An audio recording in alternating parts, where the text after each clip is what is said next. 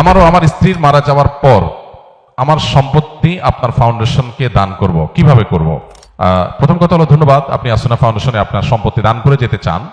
দ্বিতীয় কথা হলো, মানুষ মারা যাওয়ার পর তার সকল সম্পদ কোনো জায়গায় দান করা এটা উচিত না, উত্তম না।